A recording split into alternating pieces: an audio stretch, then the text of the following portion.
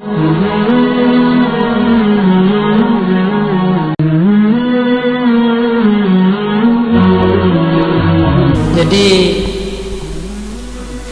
zikir sebenarnya kan dasar daripada ayat-ayat Al-Quran. Cuma para ulamanya disusun zikir-zikir yang berbagai macam bentuk. Le ayat-ayat Al-Quran yang ganjurkan katanya untuk berzikir.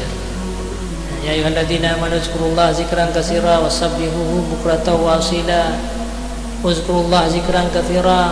Jadi le lah ayat-ayat Al-Quran yang ganjurkan katanya untuk berzikir.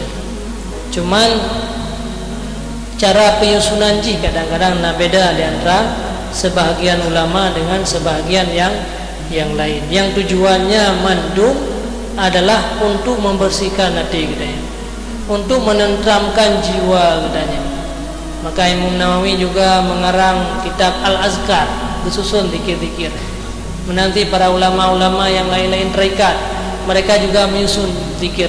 Mandum-mandum malah untuk katanya bersih hati, supaya katanya semakin khusyuk dalam beribadat dan bisa mengenal Allah yang lebih dekat. So yang sebenarnya Allah. Jadi nyo ke tujuan zikir. Mungkin menyelun jelaskan sampah-sampahnya agak sulit. Jadi berkaitan na astagfirullah, na la haula wala quwata kan. Astagfirullah itu adalah untuk memohon keampunan dia. Karena katanya di dalam membersihkan hati dua macam, tahalli dan takhalli. Mana tahalli dan takhalli? Arti takhalli adalah hilangkan kotoran dosa dia, baru katanya berpakaian dengan baik.